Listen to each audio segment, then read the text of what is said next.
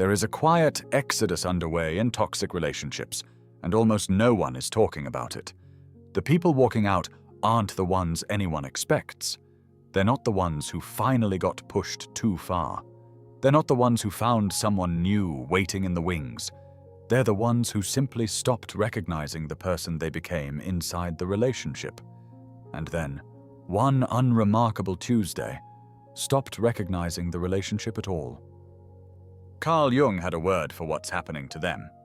He called it individuation, the slow process of becoming who someone actually is. And here's the strange part. From the outside, it doesn't look like strength. It looks like surrender. The one who used to chase, who explained, who tried harder every single time, suddenly goes quiet. Friends assume they've given up. They haven't. What looks like someone shutting down is actually someone waking up and discovering that the thing they spent years fighting for was never quite real.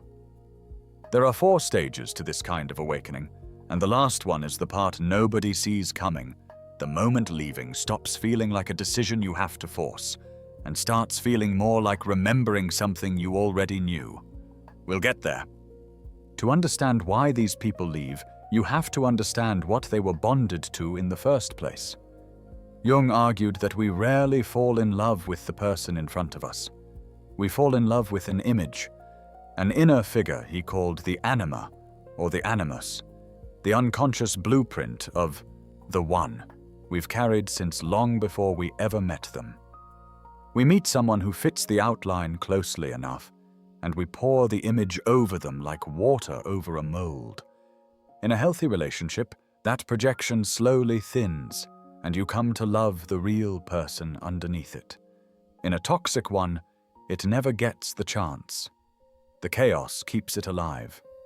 Every hot and cold cycle, every almost leaving, every reconciliation at 2 a.m. keeps you bonded not to them, but to the image you keep defending. It felt like the deepest connection of your life. It just wasn't a connection with them. It was a conversation with your own unconscious, held through a stranger's face. The awakening begins with something small. A crack in the image. You're standing in the kitchen, and they say the thing they always say. The apology that used to work. The explanation that used to land. And for the first time, it doesn't reach you. You hear the words, and you see, with a clarity that almost frightens you, the actual person saying them. Not the potential. Not the version you've been waiting years for them to become. The person who is, right now, exactly who they have always been. Jung called this the withdrawal of projection. When you stop casting the image onto someone, you finally see them at their real size. And here's what nobody warns you about. There's no screaming. The spark doesn't die in a fight. It dies in a quiet moment of seeing. And once you've seen the real person, you cannot unsee them. The image you loved simply stops fitting over their face. If this is naming something you've felt for years but never had the words for, subscribe. This is the kind of psychology we work through here every week. But seeing them clearly raises a harder question. If the connection was a projection, why was leaving so impossible? This is where Jung gets uncomfortable. He believed that what we can't face in ourselves, we go looking for in other people. The parts of you that you were taught to bury, your anger, your need to be needed, your hunger to be chosen, Jung called this the shadow. And a toxic relationship is one of the most efficient places on earth to keep your shadow at arm's length. As long as you were managing their chaos, screenshotting the messages, rereading them in the car, rehearsing what you'd say next, you never had to sit with your own. As long as you were trying to fix them, you never had to ask why you needed someone broken in order to feel useful. You weren't choosing to stay. You were running a program. Here's the line that names it. Until you make the unconscious conscious, it will direct your life, and you will call it fate. That's why leaving felt impossible. The pattern didn't feel like a choice. It felt like destiny, like this was simply who you were and who you were always going to end up with. It wasn't fate. It was an unconscious pattern running in the dark, wearing the costume of love. And the moment the unconscious becomes conscious, the relationship stops feeling like home. It starts feeling like someone else's house you've been living in too long, and something irreversible happens. The thing that felt like fate gets demoted to a pattern.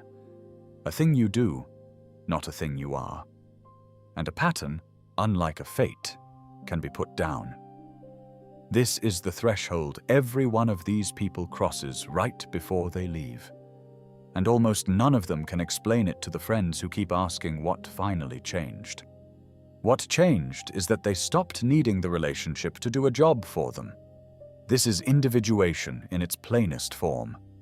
As you reclaim the parts of yourself you'd been outsourcing, your worth, your wholeness, the missing pieces you kept hoping another person would hand back, the relationship loses its grip.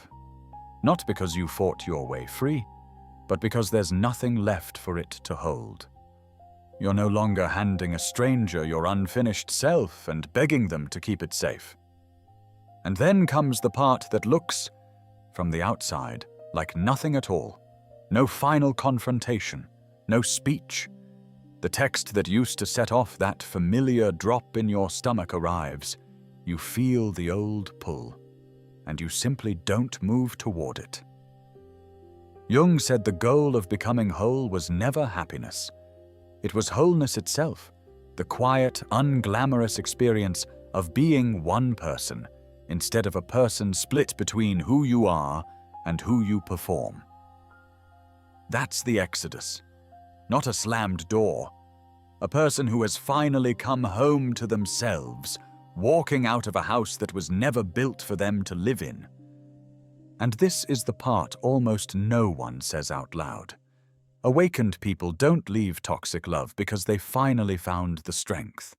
They leave because the relationship was built out of everything they hadn't yet faced in themselves. And once they faced it, there was nothing left to keep them there. You don't walk away from the toxic bond. You outgrow the version of you that needed it. So if you're somewhere in this process right now, if the image has started slipping and you're seeing someone at their real size for the first time, you don't have to rush it, and you don't have to explain it to anyone, still waiting for the dramatic ending. The seeing is the work. The leaving, when it comes, will feel less like a decision, and more like the remembering I promised you. A quiet recognition that you stopped fitting inside that house a long time ago. And if it feels lonely, hold on to this. You're part of a quiet exodus. There are more people than you'd ever guess sitting in the same strange, clear-eyed silence tonight, realizing exactly what you are. A few things worth carrying with you. Withdrawing a projection can feel like cruelty, but all you're really doing is seeing clearly. And clear sight was never the betrayal here. When you feel that pull back toward the old pattern, recognize it for what it is. An old wound noticing its own handwriting. And remember what Jung was pointing at the whole time. The goal was wholeness. Walking into a room as one whole person with no missing half to go hunting for. So here's my question. Which stage are you standing in right now? The projection, the first crack, the part where it felt like fate, or the quiet walking out? Drop the word that fits where you are. And if you want to tell me what cracked the image, I read every comment. If someone you love keeps trying to explain a relationship to you that you can already see clearly from the outside, send them this. Sometimes a person can't withdraw a projection until someone gently names that they're holding one. If this gave you language for something you've always felt but couldn't name, subscribe. We translate what your body already knows into language your mind can finally use. We do this every week, and send it to the one person you know who's apologized for crying one too many times. Which one hit hardest? Drop the number below.